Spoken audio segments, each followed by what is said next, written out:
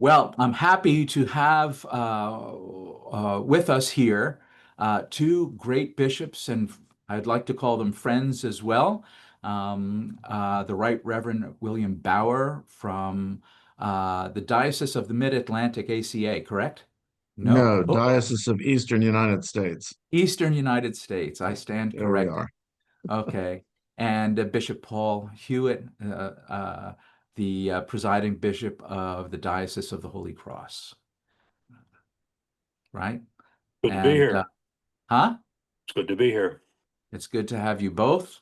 And what a wonderful and exciting opportunity for us to have a discussion on continuing forward with two bishops like yourselves who've been behind a lot of growth over the years and recently. So, Bishop Bauer, I'm wondering if you could tell us a little bit about what's happening in your diocese over the last couple of years, really, because it's only been the last couple of years when you were installed there, correct? That is And then correct. there's been significant growth since then. So I think that that really bears mentioning. When we talk about growth, we're talking to a bishop who really over the last couple of years has experienced, nearly 100% growth in his diocese. So I think that that might be important. And then Bishop Hewitt, we know, I think most of us know your legacy already, and how many missions and churches you've established, but I'd love to hear some of your great accomplishments in that regard too. But Bishop Bauer, maybe you could give us a brief outline of what's happening in your diocese. So, in short, I came into the diocese about 2.5 years ago and became bishop ordinary. At that time, we had about six parishes. There was really very little growth happening in the diocese at the time. It was pretty much in survival mode. This area that the diocese, the East, encompasses has been some of the most fought over ground in the continuing church. And I say that with a great deal of sadness because we shouldn't be fighting one another. We should instead be proclaiming the faith of Jesus Christ, not all this other nonsense. But be it as it may, that's what I inherited. In that time, we've done a lot of work within the diocese. One of the first things that I reestablished was a clericus that was not only a spiritual retreat, but also a time in which we focused on parish growth, on evangelism, um, really on outreach and what meaningful steps parishes could take to actually do it. I mean, everyone in the Anglican sphere, especially in the continuing church, has sort of that angst towards growth and evangelism. Yeah. It's my faith and it's personal. I don't really want to share my faith because it's personal. It's so personal. Well, the reality is that our faith is given to us to be stewards of it, but also to proclaim the gospel of Jesus Christ. We're not to be, a light hidden under a bushel. We're there to really reach out to the whole world. And so we began with that in great earnest. I think the first clericus we had 9 clergy attend. This last one, which we just completed a few weeks, we had 26. So Wow. we've grown numerically quite quickly. Also, within the number of churches and missions, we're now at 11. We started with 6. Hmm. So it in 2 years has really grown quite exponentially. We went from having, I think, one sometime postulant in Hmm. the works to now we've got 11 in the works 11 currently. postulants. And so, currently we've got 3 men that are slated to take their diaconal exam this year and move forward. And these are not just, you know, uh, untrained men. I've got one that's a graduate of a Roman seminary. I've got one that's Mhm. a graduate of an evangelical seminary. Mhm. But we make them go through all the paces to become through and throughout Anglo-Catholic, Mhm. because that That's what we need. I don't need a married Roman priest. I need a good solid Anglo-Catholic priest. Sure. And there is a difference. Our ethos is very strong and it lends itself well to missionary activity if we'll lean into that ancient and apostolic understanding of our faith. Yeah. So that's basically what's been happening. There's a lot of reasoning behind and a lot of detail as to what has taken place to cause these things to happen, but I'm sure we'll get into that Yeah, in we'll the certainly course of our get into that. discussion. Sure. Bishop Hewett, any new developments, new church plants over the last couple of years? I'm sure there are. I know you're always working on something, some angle somewhere, and visiting some people somewhere to stimulate some growth. So maybe you could tell Well, us what some of the recent events are. our newest mission is in the southeast corner of Colorado, a little place called Bristol, Colorado. And the lay founder is a former member of our cathedral in Columbia, South Carolina. He was at Fort Jackson and he would come to our cathedral and we got to know him. But then he inherited a ranch out in southeastern Colorado and he moved there with his wife and 5 children. And he found an empty church building. It's where he himself was baptized. And a Uh-huh. lot of his friends and neighbors were baptized and married there. It was semi-abandoned and beginning to fall apart. And they were able to get the use of it for $75 a year to pay some Oh, fee. He lovely. began just by having morning prayer there with people who wanted to help him fix it up. And they said, well, if you're Anglican, we'll all be Anglican. And he brings them in on Sunday and he gets a deacon from Denver to come down and have a deacon's mass twice a month. And there's a priest near Denver who comes and ministers once a month, uh, every so often. And he's committed to this. He's he's studying to be a permanent deacon, and so he's working on that. And it's wonderful to visit them. I just got back about 3 weeks ago from visiting them and seeing how he's doing. It's exciting to see that kind of new work. Super. That's great. So this kind of moves us along to some of the other questions or thoughts that I had that I thought would be helpful throughout our jurisdictions and the G3, soon to become, I think I can say G2. Yes. And so we're looking forward to that. We've been trying to create a growth mindset and a mission mindset for some time. And of course, the reason why we wanted to have a conversation with bishops is, we often focus on the role of the priest and church planting and mission. But at the end of the day, really, it's under the jurisdiction, the oversight, the enthusiasm, the encouragement, the vision of the local bishop. So I thought it would be really important to have a conversation with bishops such as yourselves to discuss how, on an Episcopal level, bishops can encourage missions and a culture of church planting. So maybe you could give some thoughts on both the bishop's role in creating a growth and mission-oriented diocese and how you facilitate that. And again, how you create that kind of growth-minded culture in your diocese. Whoever would like to go first. I guess One I thing I will. like to share with the priests is how, if you get a parish going, then plan to set up satellite missions around it. Maybe to start with a Bible study that's 30 miles away or 20 miles away. It depends on where people live. But plant the seed, plant the idea that if we really get this going, is it possible for us to set up a whole deanery, a whole network of parishes around us? And sometimes if you have something that's 30 miles from something else or 15 miles, it's like having 2 electrodes on a spark plug. You gap it properly and get a nice hot spark in between.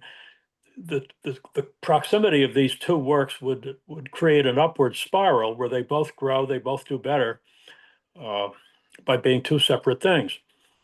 And each in turn would look to the day when they could start something. And starting something may mean just having people over for a Bible study or what some evangelicals call uh, evangelism of hospitality. Have people over to your house and share your faith with them, share your visions of how to expand the kingdom of God, and create this mentality wherever we go, whenever we have synods or clericuses or whatever we do. We want to keep this ball in the air, this vision of constant, this ought to be and feel and in every way be like Acts, the book of Acts, chapter 29. Okay. Mm. Bishop Bauer? So, I think it begins even with the Greek word episkope, episcopal, to see over. To see over means to have a vision and to implant that vision to those in the diocese, to share that vision. And, without a vision, the people perish. We know this. And I think in many cases, either bishops become tired or they don't see the import of their vision being articulated to their clergy, and then from their clergy to the parish level. So starting with that very highest level, the bishop becomes sort of the catalyst for movement, becomes the catalyst for change, becomes the inspiration for change. And we do need to change. We've spent so much time not recognizing the fact that we are more than just a continuing church. We are, in fact, a missionary endeavor. And our missionary responsibility is to spread the gospel within our ethos. And that ethos is so rich that it is really involving people that we thought we couldn't reach. I mean, right now in the United States, we have this situation where young men are feeling very disenfranchised. So it's not surprising that the more ancient we are in our outreach endeavor, the more attractive we're becoming to men who are seeking some sense of greater understanding of masculinity, of purpose, of where they fit in the grand scheme of things. And so I think with that sort of vision, we become a faith of attraction, not simply a missionary endeavor for the sake of mission. I mean, we know lots of evangelical places that do that, especially the mega churches that just sort of spin through this cycle. That's not what we're looking for. We're looking for Christians for life, men who will make that decision. And guess what? When the men come, the women do. Yeah, that's certainly true. Yeah, I think it's very important to mention that vanguard of growth among especially young men, young people. There are more articles coming out every day about younger people, in their under 30, returning to the church, and what they're looking for and where the growth is with very traditionally minded, Orthodox, Anglo-Catholic kind of churches and parishes. I mean, that's what they're looking for, something of real substance, and something of some antiquity, that can help them answer really the collapse of our civilization, really, in some respects. So you mentioned vision. How might a bishop articulate that kind of vision, and instill that in the diocese? What does that sound like, for example? Just briefly, because we have a lot of other things to go through. The vision I like to share with the priests is what I call kingdom thinking. It's not the opposite of jurisdictional thinking, but it's the reason why we have jurisdictions, is to enlarge, to extend the kingdom of God, and to do that with everybody else who's doing that. And then when we extend it, we grow, we get new people. We then are to cure souls. We are here to help them begin the process of growing in holiness. And so this kingdom thinking gets us away from narrow jurisdictional thinking, which has its place, but the kingdom does not exist for the jurisdictions. The jurisdictions exist for the kingdom and spreading the kingdom. Amen. And another facet of this is to teach that, as important as strategies are, someone once said, we're not here to produce strategies, we're here to produce saints.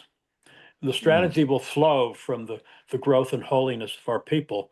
And as our people develop spiritually and are discipled and they're growing closer to our Lord, the whole community becomes more attractive to others. It has a warmth and it has a light that is attractive to everybody. And we've seen masses of people coming in from Pentecostal and evangelical backgrounds, as well as some Roman Catholics coming into our ranks, uh, teaching that what we've always taught, that we embody the consensus of the undivided first millennium. Yeah. Yeah. Your Grace, Bauer? That is, you touched on something there, Bishop Hewett, that I think is very important. The idea of the breadth of the vision being beyond just jurisdictional, or being beyond, every parish that we have is in essence the Catholic faith for that community. But within that Anglican ethos, which is so rich and so vibrant and speaks to this culture so meaningfully, because we are a part of that culture. For me, that vision is articulated with three very simple steps. The first is salvation, because those folks that come into our door may not be saved. They may not have a saving knowledge of Jesus Christ. They may not be baptized, or if they have been baptized, maybe they remember it, or maybe there was no sacramental intention there. But coming to that place of salvation, and our congregations have to embrace the idea that the people that come into the door are not going to be perfectly formed Anglicans. They're not going to know very much about the faith.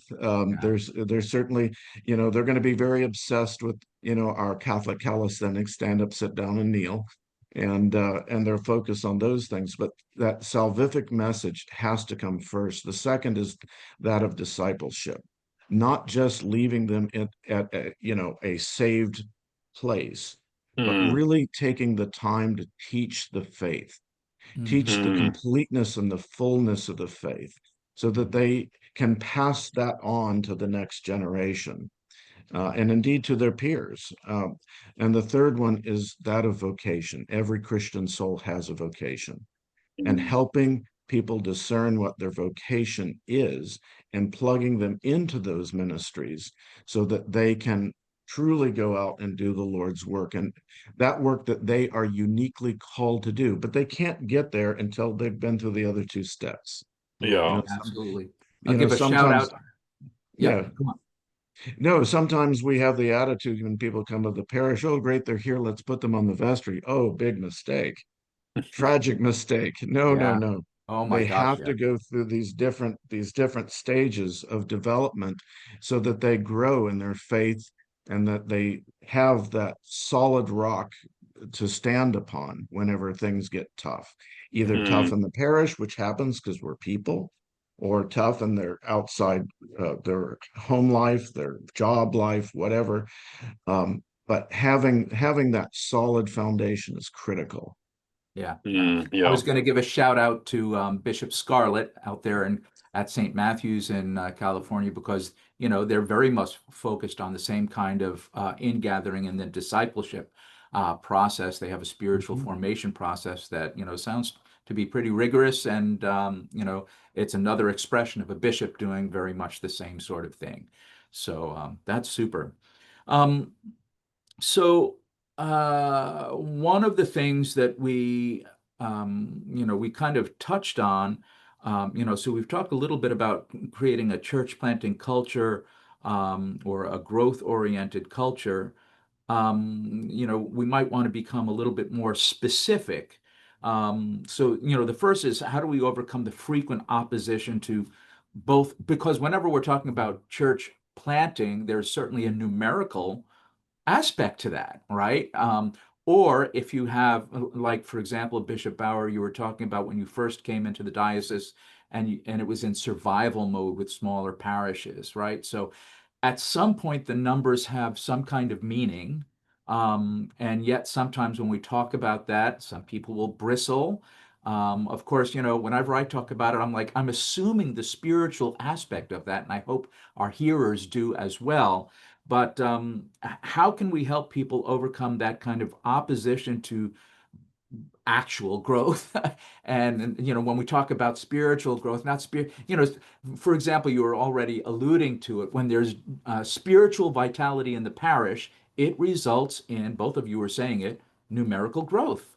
And so there is an aspect of numerical growth that's a natural outgrowth of that. So Mm. perhaps you could speak to that just a little bit. The aversion to the discussion sometimes, and then how we overcome that. Would you like to go first, Bishop Hewett, or would Well, you I like would me? say Yeah.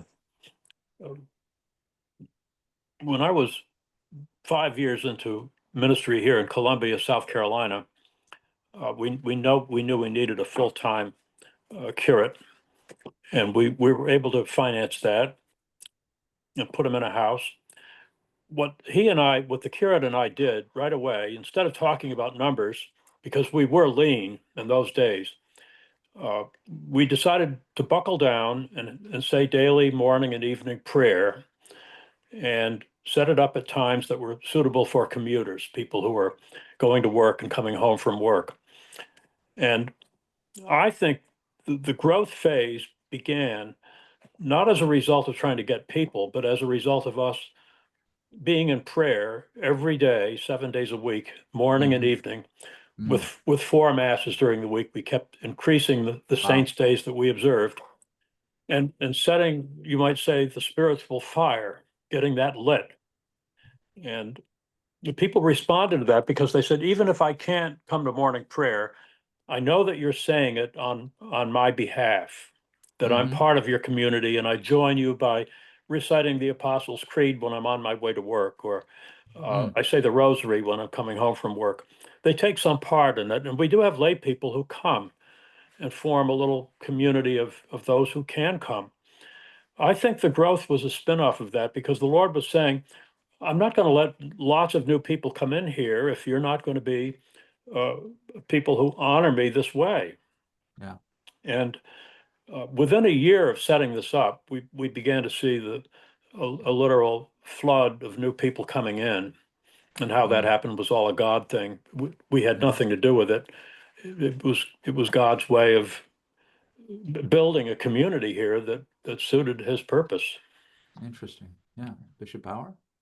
So yeah, the idea of undergirding everything that we do with a life of prayer and vitality is important. It's absolutely critical. I think when you start talking with parishes about uh, how to do outreach and how to do growth, and if we're going to spin missions off of parishes, the mothership has to be strong.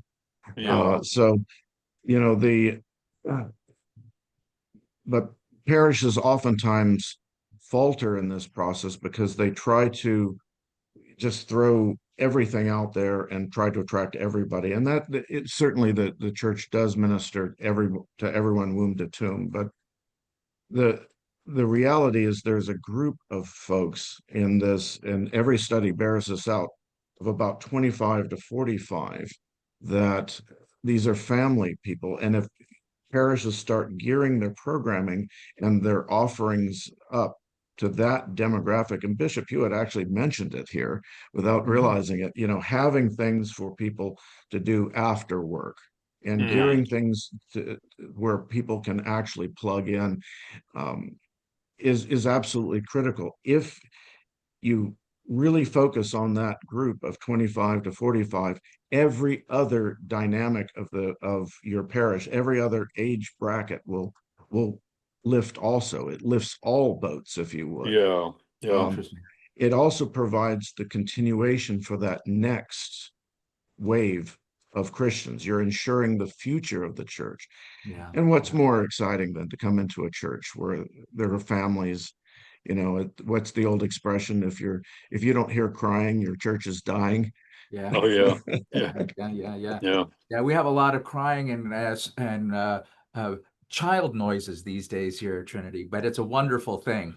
You only rejoice when you have that sort of thing. So, One um, thing I try to model for our yeah. people, for our clergy and people, I've always tried to model this because I was trained this way, both in seminary and by mentors, by by splendid mentors. Everything would be based on the old saying, you build parishes with shoe leather. And if you want your parish to grow, you, the priest, begin by taking your parish directory and going from A to Z and call on every one of those people. And when you do, you could ask each person you visit. And I've been to parishes. We started a parish up in Rye, New York, and I visited our treasurer and his wife and two daughters. And they said, even though he was treasurer of his former parish for 15 years, I was the first priest to ever visit him in his home, ever, even though he was an officer of his parish. Yeah. And it's staggering how the clergy of our former obedience would emphasize the ministry as a kind of social work, where Yeah. people come to your office. Well, they're not going to come to my office and break the ice. I have to go out and break the ice and visit them. And I'll ask them, can you name 2 or 3 families, or maybe more, of other people who might like a visit from me? They could be relatives, Yeah. friends, colleagues, Mhm. neighbors. And I had one woman once give me a list of 30 households. Wow. And I visited them all. One family out of that group did get very active. They did sign up and join. Yeah. Uh, will you wear your shoes out? And when you do, you become incarnate in that place. You feel by walking the sidewalks and walking up and down and into people's homes that you're connected to your own community in a way that you can't be by car. Yeah. Yeah. You feel like you're learning about the ins and outs of this place. You're becoming incarnational and dealing with what is really here, with all its strengths and all its deficits. Yeah. And Wonderful. and people will tell you about those things. And what happens after I visit our own people and I start visiting the ones they refer me to is that I'm visiting multitudes of people who have no connection with the church whatsoever. None of the family have been baptized. None of them know the Lord's Prayer. Yeah. They're little blonde-haired, blue-eyed barbarians like the ones Boniface visited in Frisia in Germany. Yeah. They think Genesis is a rock group, Yeah. and Well, it is. it's exciting in a way. And sometimes on a visit, I'll inadvertently leave a pen on the coffee table or a Yeah. pipe on the back of the toilet. And I phone up the next day and say, I'm sorry, it's a good pen. I have to come back and get Oh, it. But I know that you're busy. I'm busy, you're busy. It'll just take a minute. Well, yeah. then going to pick that item up, we might talk for another half hour at the door. Oh, what a sneaky guy. And then I'll invent a reason to visit them again within a month. Yeah. And you can get very creative with Yeah. Yeah. excuses for why I have to visit you again. Yeah. Well, And there are a couple of interesting sort of outreach-oriented ideas that have come up through this. For example, you mentioned, and I don't even think I've ever thought about, Saints' Day services as a means of outreach, but, Mhm. multiplying those and having those services at a time when people are likely driving home from work. yeah, Mhm. That's kind of an interesting strategy, mhm, that I don't think we often think of, yeah, something like that. The other aspect, both of, reaching out to families that are de-churched is what we typically say today, the people who have been de-churched. But also one of the things that, one of my great concerns is that, we have a mental health crisis in our society. Yes. mm, And we're looking at drawing people into the church and into discipleship, and yet now these people are laden with mental health issues. And so how yeah, can we reach them, and because that becomes part of our discipleship, right? Like we're mhm, assuming certain kinds of discipleship. Meanwhile, this person is dragging with them, anxiety and depression and so and these other things and trauma, that well, we're kind of ill-equipped to address. Anyway, that's kind of a sidebar. Let me get to a couple of other things. When you start talking about mission and parish, how do you in your diocese, or how have you made a distinction between the two? I think that sometimes this gets lost a little bit, and sometimes the canons are vague or not, depending on the jurisdiction. Like, what do you consider to be a mission, and what is considered to be a parish? mm. Well, I just took a page from the old canons from the old days and said, a parish is self-supporting, does not take any help from the diocese, and a mission needs help from some outside source that the diocese or the bishop helps them foot the bill. Mhm. So a parish is financially independent, and that's looking at it juridically from the old canons. Mhm. Uh, What if it's a parish of, we'll call it a parish of 12 persons? I'm, well, I I'm, think what I'm they being, have to realize is we're a parish in name only. We have to flesh this thing out. yeah. Uh, I think you see where I'm going with this, right? yeah, Like, how do we transcend that? We have a lot of, and I don't mean to disparage anybody, but I think everybody wants to be successful in their ministry, and I think it becomes a pertinent question. oh You know, yeah. I think if you're down below some, say in the ACC, the canons are, you have to have 15 communicants to be a parish. And if you're less than that, you're a mission. If you're less than 9, then you're an oratory. And it's kind of useful distinctions. mhm. Uh, Bishop Bauer, how do you You address that? know, yeah, much the same way. However, you brought up a very interesting discussion, the parish of 12 people kind of scenario. And in many cases, that's a parish that's in need of a reboot. They yeah. need they need a relaunch. And the first thing that they have to come to the realization is the reasons that why they're staying small. And probably the number one reason that they're staying small is they like their little family the way it is. And then Mhm. it becomes, after a while, less of the church, a function of the church, and more of a sort of a religious burial society. Uh, Yeah. yes, we like our little group. That's all well and good. We'd like to grow, which leads to a secondary issue, and that is if they have a priest and a good bishop who's directing them towards growth. They get into this mode of, well, we're growing, but we're bringing in the wrong people. Ah, You know, you know, Yeah. these are not well-formed Anglicans. They're not like us. Well, that's something that's a cultural issue within the context of the parish that needs to change, must change, not just for the survival. There's Hey, survival is a great thing, but it's not what we're here to do. I don't read right, anything about survival in Matthew 28. I No. hear I hear go. I hear yeah, preach, teach, yeah, baptize. That's yeah, what Hmm. I hear. yeah. And And the so early church, yeah. yeah. Yeah, in the early church, we were talking about before the book of Acts, I mean, expresses a kind of dynamism. The church is growing, this day it grew by 3,000 people and so on and so forth. Oh, if only the church would grow by 3,000 people in a week, But it does speak to the kind of dynamism perhaps that we should be hoping and praying for and working towards. Yeah. I So like a distinction that was made in John Wesley's day where uh, the bishops who uh, spurned him would say that they and their clergy would say that my parish is my world, whereas John Wesley would say the world is my parish. Yeah. And he sees his mm, parish as a springboard, as Yeah. a diving board to go out into the world. Yeah. And there's nothing wrong with the first view if you blend it with the second view. The two Yeah. really have to go together. Yeah, yeah, absolutely. So, connected to this idea is, obviously, your dioceses are growing. You're establishing new churches. You're gaining postulants. So, what are you looking for in church planters?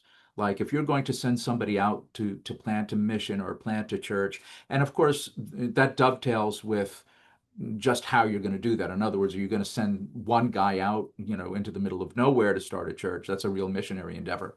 Or do you have a small group of people and a missionary priest who is taking that and developing it into a parish? Like, what are you looking for when, if you want to try to kind of ensure a good outcome in the clergy and the mechanics, I suppose, of that sort of thing? Bishop Hewett? Well, nowadays, one thing that's coming up more and more is the young clergy who are in all of our different jurisdictions who are starting schools to go alongside their parishes. These will be Yeah. parish day schools, but in some cases, boarding schools. And the new one, St. Dunstan's in Virginia, comes to mind, but plans are afoot in Marshall, Virginia, Gloucester, Virginia.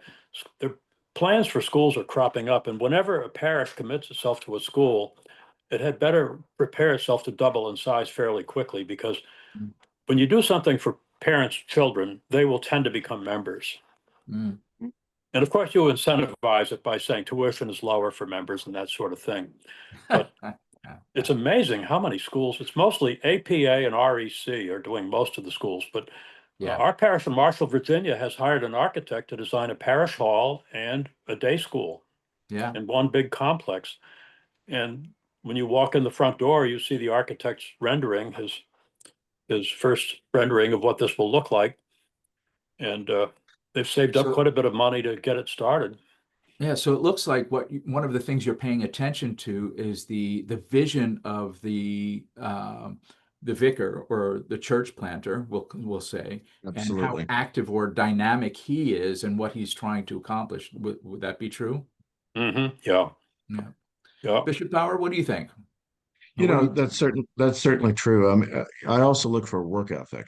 Mm. Um, it's we have a number of priests that would very much like to sit and read the fathers and walk through the rose garden sort of thing and live a Yeah. life of prayer and contemplation. And that's a wonderful thing, certainly. I look forward to it if I ever retire, which is unlikely, but Yeah. uh, but the reality of that work ethic of having a priest that comes in and does the work daily of the church, and that whether that means going out and doing the visitations like we discussed before, or whether that's being there to offer the services, word and sacrament. In mentioning before that idea of Saints' Day, having the hagiography of the saint, talking about the saint's life as a point of inspiration can be very helpful. Hmm. Um, but and you mentioned schools. Schools is certainly the way forward. That is the way that we will start really gaining a lot of traction with young families. One way that we've had in our diocese that has worked successfully for a parish that wasn't ready to have a school on site. They just didn't have enough members to do that kind of building campaign yet. One parish did where they do a homeschool sort of collaboration where the schoolers will actually meet. And it has to be a good, solid Christian homeschool program, but where they'll Yeah. actually meet twice a week at the parish. Yeah. Another We have that parish, here. yeah, another parish is doing a similar thing, but they're actually doing there's a county, um, I'm trying to recall what they call that, magnet school that Mhm. needed facility. And so they're actually renting their facilities to this small magnet community, and it exposes people to the church, because that's the thing, is exposure to the church. And then Yeah. from there, they can build upon those kinds of programs to something much greater. Hmm. So it sounds like there's a little bit of out of the box thinking and very missional thinking that you're both referring to Yeah. if you're looking if you're looking to place a priest somewhere, Hmm. to spin up a parish, you're looking for somebody who's like, okay, I've got a plan. I have a vision for a Christian school. I have a vision for this. This is how we're going to facilitate that, so on and so forth. Am I hearing you right? Oh, yes. Yes, one of our new members was running a homeschool in a neighboring Presbyterian church, and one day she came and said, "May I have this in your cathedral?" So we gave her the key and said, "You can be here 7 days a week." Well, now Yeah, the homeschool co-op meets on Fridays. In fact, they're in the playground right this minute. yeah, Uh, they meet on Fridays, and there might be 40 children. Maybe yeah, 30 of them are ours, but 10 of yeah, them are from other people who yeah, begin to get an interest in, well, who is sponsoring this? yeah, Maybe they have a mass at noon on Friday, I'll come and then go to that and take Yeah, the kids to that. absolutely. And there's a lot of dynamic, a lot of interplay between the children in the homeschool co-op and what we Yeah. do on Sunday and holy days. Yeah, yeah. It's, I suppose, a little bit more difficult to do if somebody is planting a church in rented space, like for example, a church that Right. you're renting. There are many parishes that are doing that. Yeah. That is an obstacle in itself. I don't know what your thoughts are on how to overcome some of the obstacles that, a lot of missions and church planters are encouraging.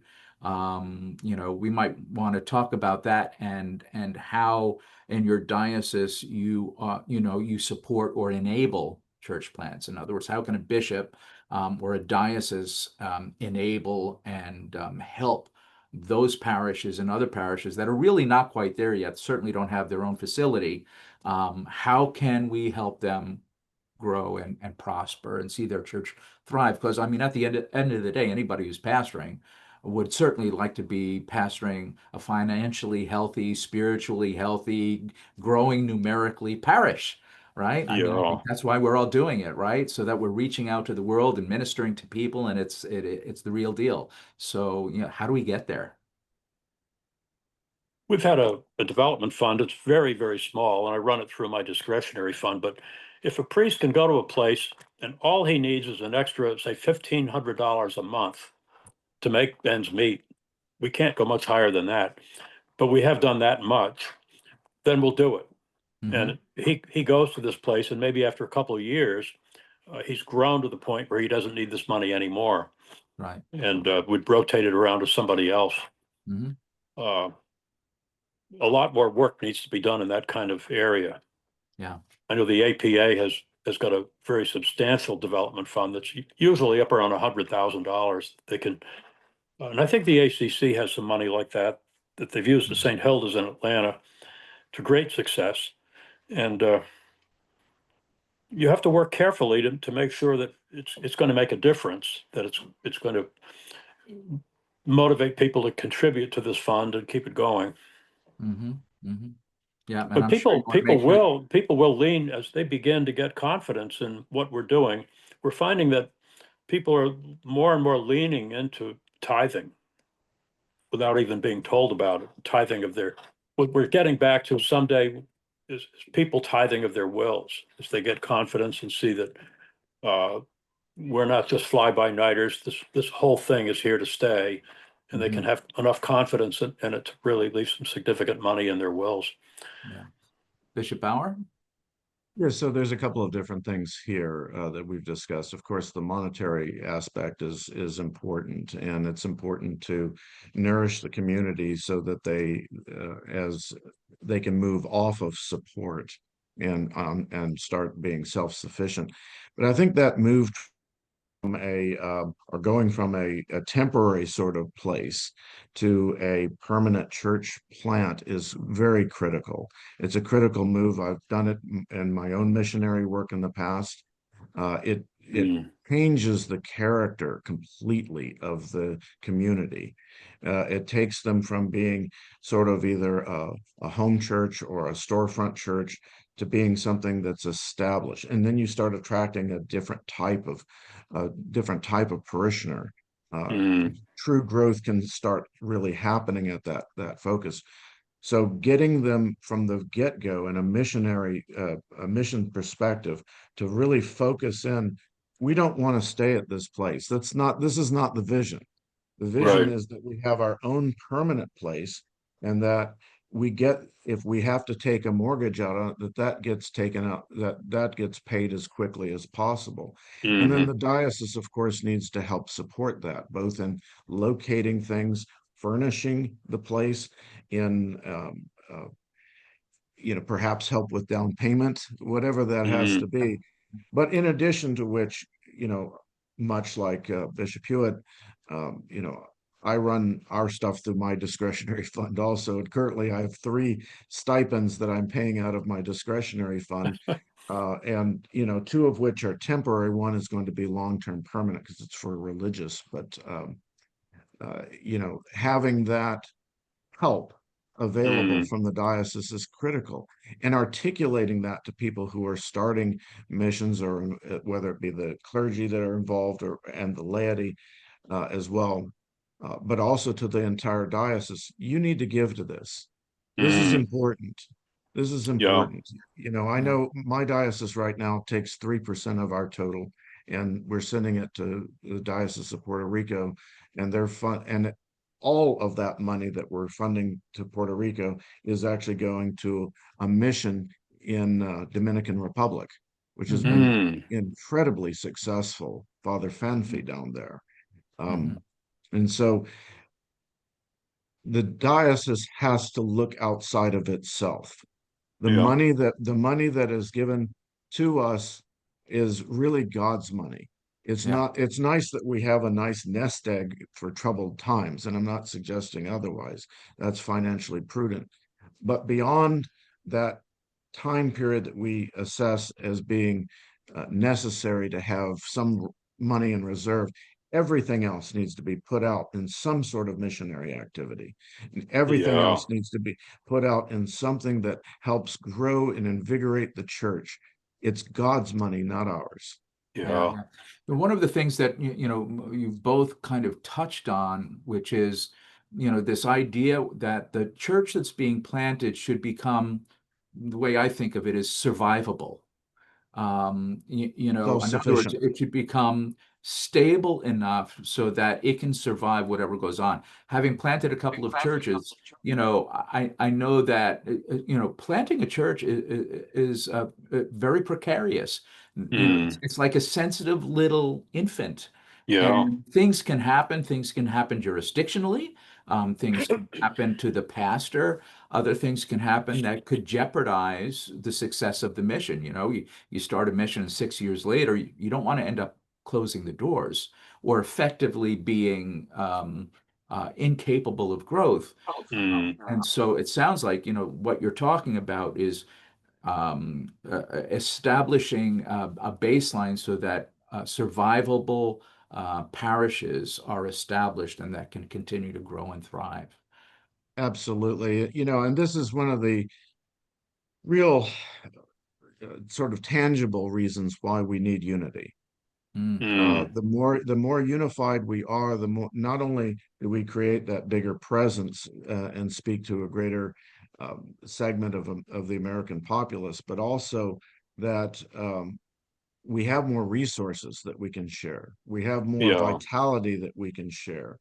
Uh, your talent.